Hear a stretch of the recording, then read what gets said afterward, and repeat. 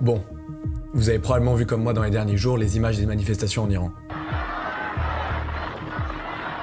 Vous avez probablement aussi vu les terribles réponses du régime iranien pour faire taire les manifestations.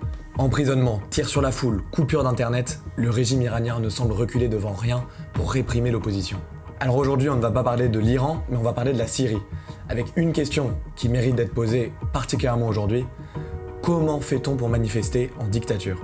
On va explorer aujourd'hui le cas des manifestations qui ont émergé en Syrie en 2011 dans le cadre plus général des printemps arabes. On discutera notamment des méthodes employées par les manifestants pour se protéger d'un régime qui n'hésite pas à leur tirer dessus. D'ailleurs, pour en apprendre un peu plus sur le système Bachar el-Assad et sur ses tactiques macabres, je vous invite à aller voir la vidéo qu'on a tournée précédemment sur la chaîne. Quoi qu'il en soit, j'espère que cette vidéo vous plaira. Si c'est le cas, n'hésitez pas à vous abonner et bienvenue sur les chemins de l'Orient.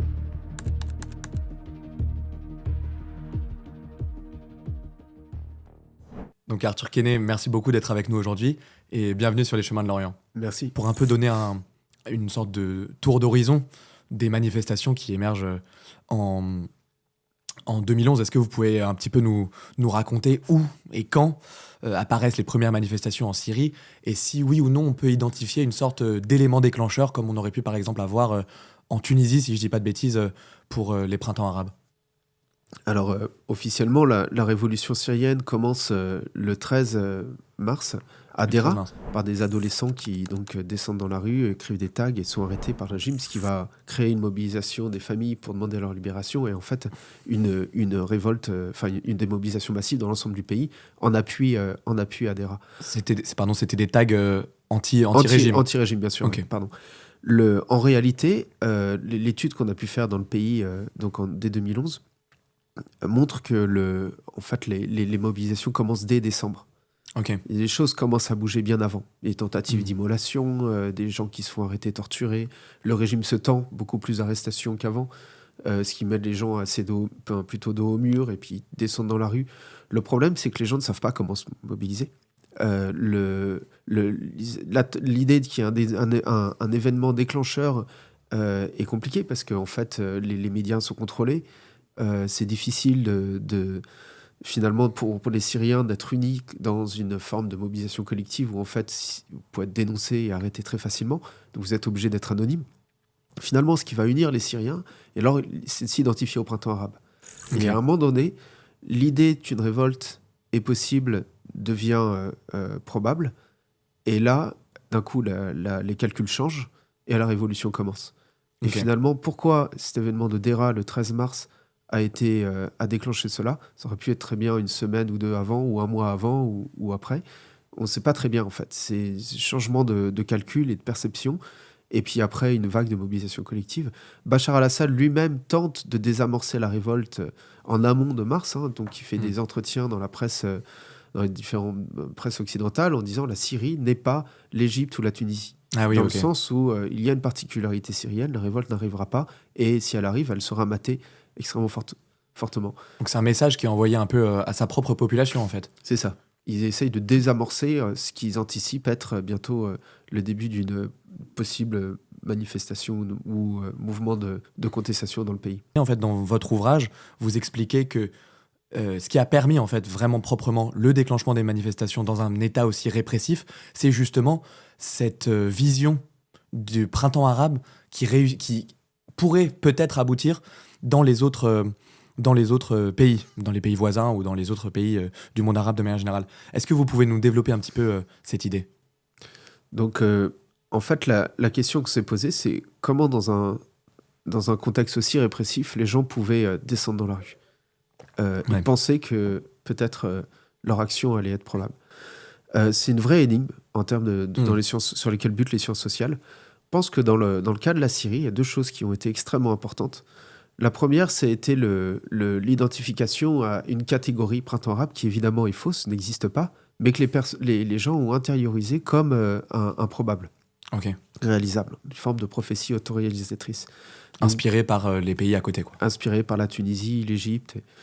Donc dès lors, le fait de descendre dans la rue, protester, reprendre les slogans qu'ils avaient entendus place Tahrir en Égypte ou en Tunisie, faisait sens. Et de là, en fait, la catégorie printemps arabe fait sens dans les perceptions des individus, ce qui est extrêmement important. Et tous les révolutionnaires, les gens qui participent à ces manifestations, etc., qu'on rencontre 2012 et 2013 en Syrie, sont porteurs de cette perception évidemment, les choses vont pas tout à fait se passer comme ça. L'autre chose, c'est comment se mobiliser. Et là, en fait, on a affaire à une révolution d'anonymes où les gens, en fait, sont dans une situation assez difficile. Ils sont face à une répression sur tous les secteurs, tous les champs sociaux, et donc doivent descendre dans la rue en se protégeant, en se couvrant, en se masquant, en faisant en sorte que personne autour d'eux ne sache qui ils sont. Les techniques de mobilisation, c'est des manifestations éclairs. Donc les gens arrivent, une petite dizaine, se regroupent quelques secondes sur une place, crient des slogans, se dispersent. Plus tard, on aura des phénomènes comme ça un peu plus grands. Les sittings sont assez rares. C'est-à-dire qu'ils vont répéter plusieurs fois des sittings à Homs et ailleurs. À chaque fois, la répression du régime est telle, c'est-à-dire qu'ils arrivent avec des automitrailleuses, ils tirent dans la foule qui est assise, ou ils tirent dessus au mortier. Donc les gens sont terrorisés. Et progressivement, on va le voir s'adapter plusieurs techniques de mobilisation. Par exemple, essayer d'utiliser les mosquées, parce qu'ils pensent que les mosquées sont un lieu où on peut se rassembler à plusieurs. Donc dans les mosquées, vous avez par exemple des chrétiens, même parfois des alaouites qui se rendent dans ces mosquées le vendredi pour participer à la protestation. L'idée, c'est qu'on se retrouve tous dans la mosquée, on est plusieurs centaines, et quand on sort, on crie des slogans, et après on se disperse. Et le problème, c'est que de plus en plus, les services de sécurité encerclent les mosquées, et quand les gens sortent, en fait, se font sabrer, attaquer, matraquer, enlever, torturer, exécuter. Donc les mosquées, finalement, sont plus non plus un lieu de sécurité. Et progressivement, les manifestations, enfin, on y reviendra, ont un vrai problème, c'est comment manifester sans être protégé. Et dont l'idée de ensuite passer, créer des groupes armés pour protéger les manifestants. Ce qu'on voit apparaître en 2012-2013. Ouais, évidemment, on va bien sûr revenir là-dessus. Un tout petit peu précédemment, vous nous aviez justement parlé du fait que toutes les institutions avaient été tombées sous le contrôle, en fait, du régime de Bachar el-Assad. Et ça a eu une conséquence que vous décrivez très bien dans votre livre, mais aussi quand je vous écoute, c'est que il y a une absence, en fait, d'acteurs capables, d'une absence de personnalité connue capable de se faire la voix de la mobilisation. Alors comment est-ce que dans ce contexte-là, sans justement personnalité qui serait capable de fédérer, en fait, le mouvement, on a pu assister à une telle généralisation des manifestations? Tout à fait. Donc on est face à des mobilisations sans mobilisateurs. C'est ça. Ce qui est une vraie énigme. Ce qu'on retrouve en 79 dans la révolution iranienne ou en Allemagne de l'Est, à la chute du mur, c'est en fait l'appareil sécuritaire est tel que pas possible de prendre des ressources quelque part, de préparer en amont une manifestation. Tout ça est extrêmement coûteux et risque l'arrestation à coup sûr. Donc les gens descendent dans la rue par eux-mêmes.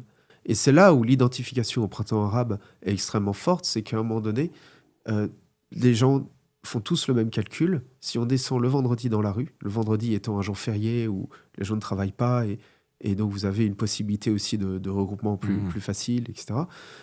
Et puis c'est devenu finalement un symbole de lutte. Si on descend dans la rue, on va pouvoir protester, réussir à faire passer un message, peut-être capter l'attention des médias, des choses comme ça. Donc les Syriens finalement commencent à faire cela. Alors il y a deux types de manières de se mobiliser. Soit vous jouez vraiment l'anonymat, donc vous y allez cagouler dans un endroit qui n'est pas votre quartier, vous manifestez, plutôt un quartier populaire où il y a moins de forces de sécurité, parce que plus de population que de policiers, par exemple.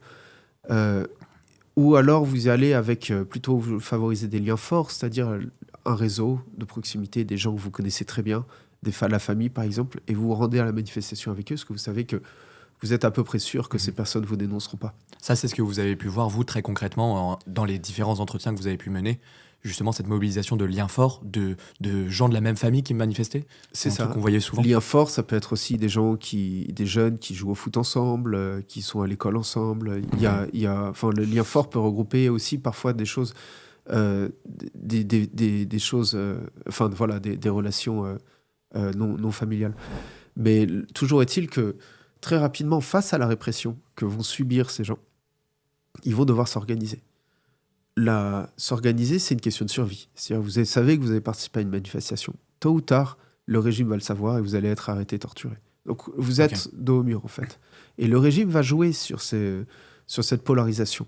Et donc, si on est face à une mobilisation sans mobilisateur, on est face à un régime qui refuse de négocier, qui, comme il n'y a pas d'élément mobilisateur, il n'y a pas non plus de leader, donc il n'a personne avec qui négocier, il va refuser toute concession, et c'est là sa particularité, contrairement à l'Égypte, à la Tunisie, où plusieurs membres des appareils sécuritaires ou de l'État vont faire défection, vont accepter de négocier avec les révolutionnaires, et finalement le régime va se retrouver en minorité face à son propre appareil et va devoir démissionner. En Syrie, c'est le contraire. Le contrôle du clan Assad sur son appareil sécuritaire, le fait qu'il y ait cette multitude de services de renseignement qui se contrôlent les uns les autres, font que toute défection est impossible. Donc en fait, aucun relais n'apparaît dans l'État. Ce qui fait que la polarisation avec la société révolutionnaire se fait dès 2011, où le régime ne propose qu'une chose, c'est l'arrestation et la torture. Donc les gens sont dos au mur, progressivement vont commencer à s'organiser. Et l'organisation, ça veut dire au début ce qu'ils appellent les tanzikiyat, donc ces petits comités de soutien, qui visent en premier lieu déjà à récupérer les blessés. Si les gens qui se prennent une balle ou qui sortent de prison, qui sont torturés, faire en sorte que si quelqu'un est déposé à l'hôpital, en fait, il est souvent arrêté à l'hôpital, donc trouver un médecin pour venir dans un appartement, soigner les blessés.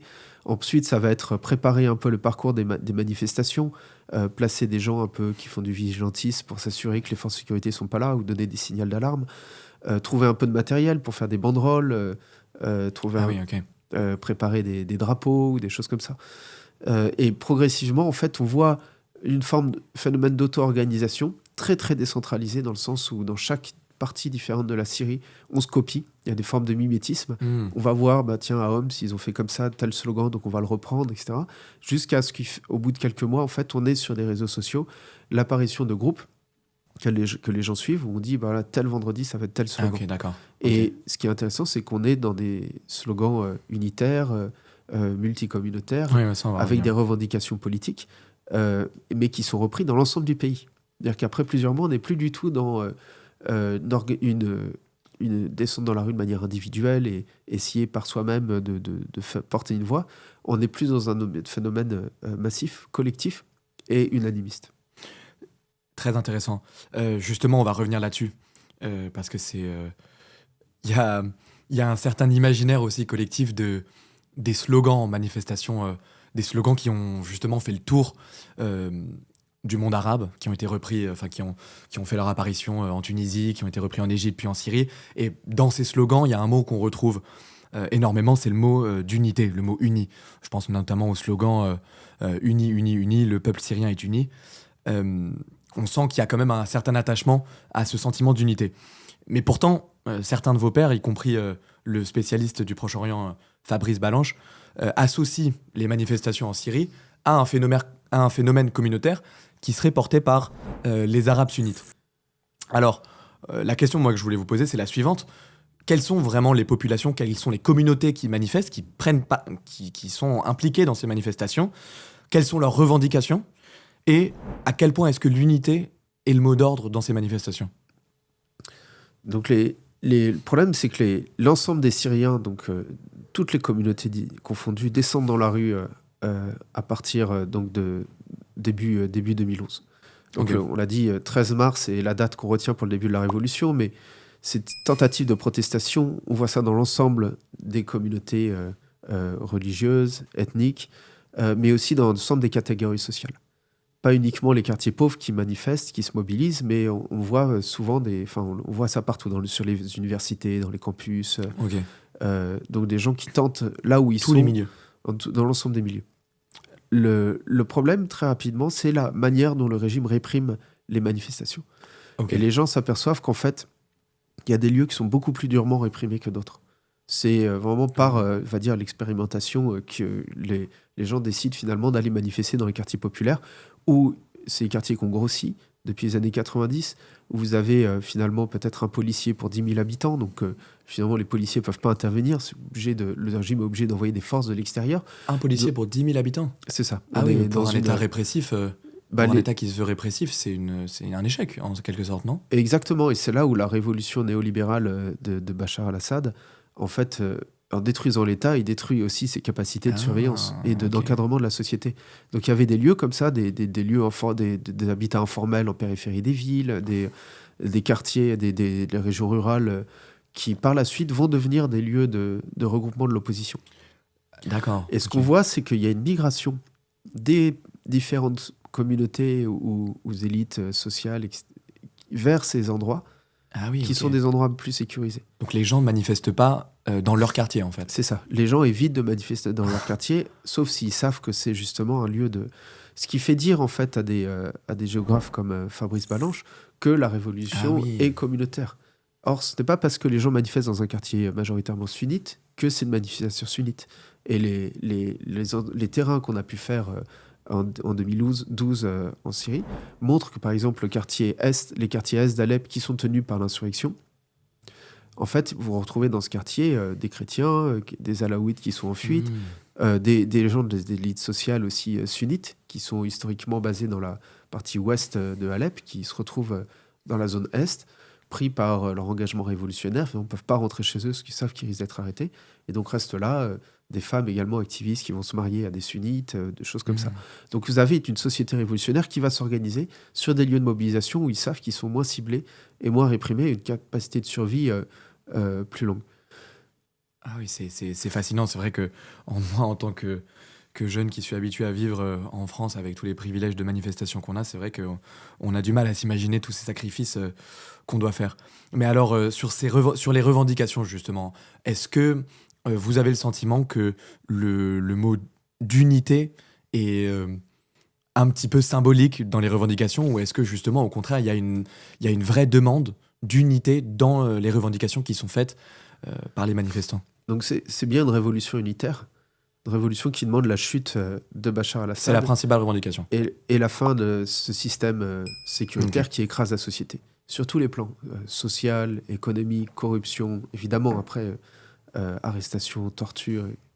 Tout le monde est touché par ce régime décrépit, corrompu, qui affame et asservit la société.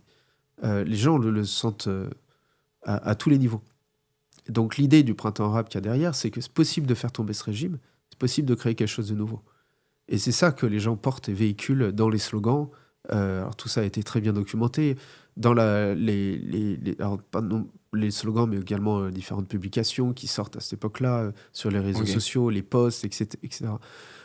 Tout ça, évidemment, va évoluer par la suite, mais plutôt à cause de facteurs extérieurs, de financement, de soutien de l'insurrection qui vont amener certains groupes à prendre le dessus et à se radicaliser. Mais le phénomène de radicalisation n'est pas une donnée de base de la société. Au contraire, la société syrienne est plutôt dans sa composante multicommunautaire. C'est une société qui a connu un énorme brassage par l'exode rural vers les villes qui ont explosé sur les 50 dernières années. Le vivre ensemble est là. Et on le voit très bien depuis la chute de Bachar el-Assad. La situation dans le pays est plutôt stable et pacifique. Combien même il y a eu des massacres sur la côte alaouite et dans le sud contre les Druzes à Soueida, et que des tensions peuvent exister avec les quartiers kurdes à Alep ou ailleurs. Là, on revient sur des questions politiques, où des groupes armés ou politiques s'affrontent pour le contrôle d'un territoire. Mais si on en revient au niveau des Syriens de la population, on est face à une société plutôt assez pacifique, démilitarisée, qui n'a pas les moyens de contester ou quoi. Et finalement, vivre avec quelqu'un qui n'est pas de votre communauté, c'est quelque chose de classique. Même si vous n'allez pas forcément vous identifier comme citoyen syrien en premier lieu, c'est-à-dire que l'idée finalement d'être chrétien ou alaouite ou sunnite, c'est important dans votre expérience sociale. Sur cette question, si on revient sur la question de la protestation de 2011, là, ça fait consensus qu'il faut la chute du régime. Et donc, on est bien dans un cadre politique qui va pousser les gens à prendre ces risques pour aller dehors. C'est hyper intéressant. Et justement, là, si on peut essayer un petit peu ensemble de faire le lien un peu avec l'actualité aujourd'hui. Donc maintenant, ça y est, ça fait plus d'un an. Là, les Syriens ont fêté il y a un mois la chute, les 1 an de la chute du régime de Bachar el-Assad. Et qu'en est-il aujourd'hui, en fait, de ces acquis révolutionnaires? Qu'en est-il aujourd'hui de cette unité qui vraiment, comme vous l'affirmez, transparaissait dans les manifestations et dans les revendications des manifestants? Aujourd'hui, quelle est la situation? Alors, l'héritage de la révolution se voit à plusieurs niveaux. C'est une très bonne question. On commence par le sécuritaire. Donc déjà, la libération des prisons et de tous ces centres carcéraux, et le fait que maintenant vous avez ces organisations de famille qui tentent de retrouver leurs proches disparus, ça c'est quelque chose qu'on voit dans l'ensemble du pays. Que ce soit chez les Alaouites, les chrétiens, les sunnites, tout le monde est dans ce dilemme horrible de savoir si votre proche est vraiment disparu ou c'est pas. horrible. Ouais. Et ça concerne des centaines de milliers de personnes. Le régime faisait peser la peur, la torture, et le disparaître était quelque chose qui faisait partie de la vie d'un Syrien, en tout cas. Et sans donner de nouvelles, sans... Bien sûr.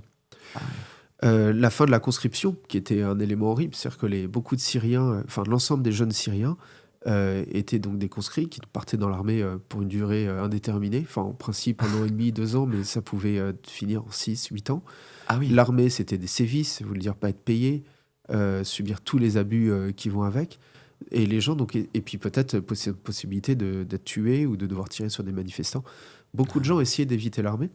Pour l'éviter, il fallait payer. Et c'était énorme. Il fallait payer 20 000, 30 000 dollars, des sommes colossales qui amenaient les gens, les familles, de fois, à devoir vendre leur maison ou vendre des terrains pour pouvoir déserter, en fait.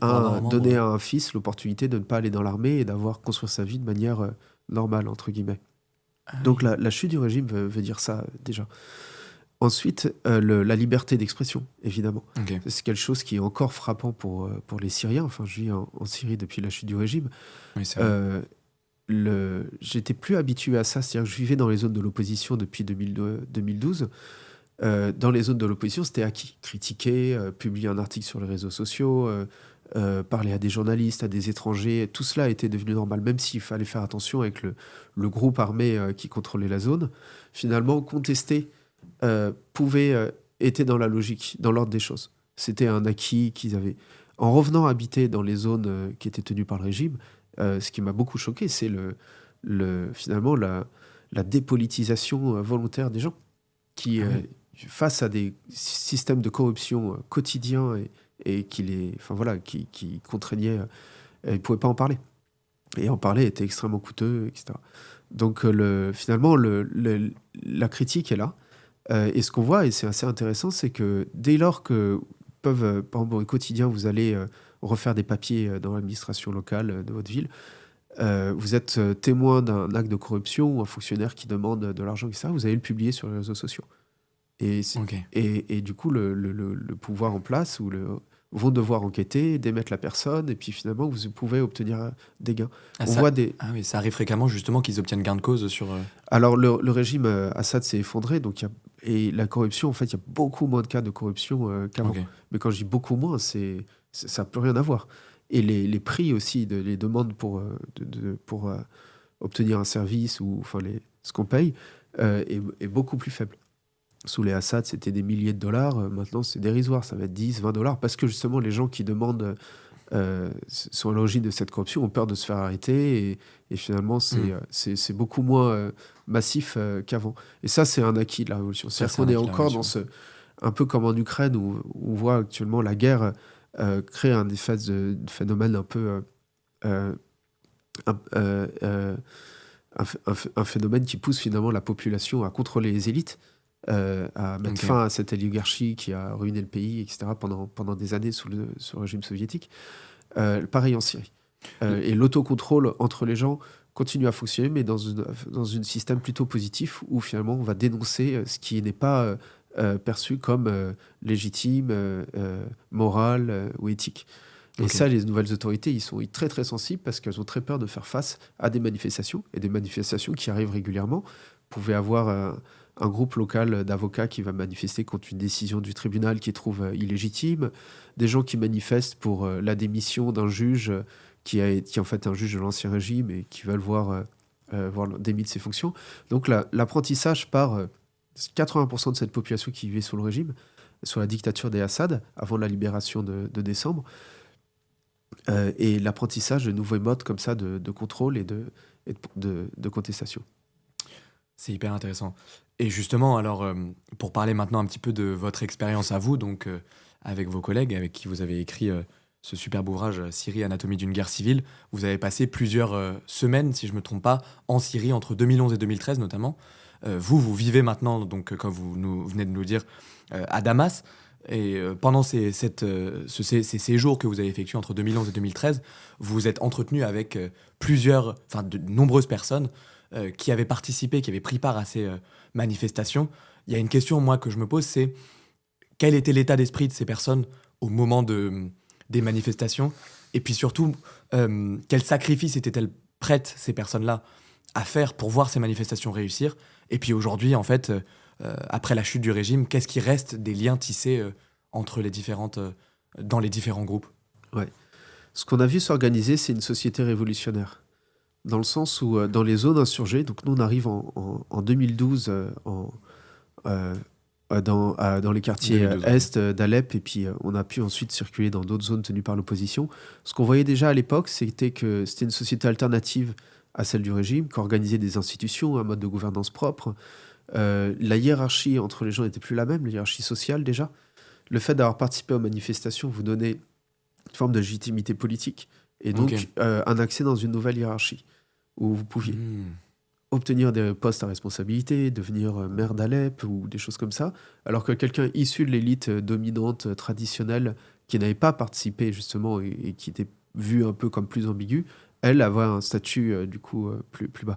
C'est aussi le capital social dans les révolutions, ce qu'on a vu particulièrement en Syrie, est extrêmement important, parce qu'en fait les gens que vous connaissez, le capital social révolutionnaire en particulier, que vous tissez dans les manifestations, que vous tissez dans ce genre de réseau, fait de vous donne une capacité de manœuvre, de connexion, si vous avez besoin d'un coup de main, de déménager, d'un prêt, n'importe quoi. Tout ce qui était votre capital immobilier, ce qui fait en fait l'assise en général des classes moyennes, et puis pour les élites, leur reproduction sociale, etc., tout ça s'effondre. Parce que souvent, votre immeuble est bombardé, vous n'avez plus accès à vos terres, votre maison secondaire pour partir en vacances, vous ne pouvez pas y aller.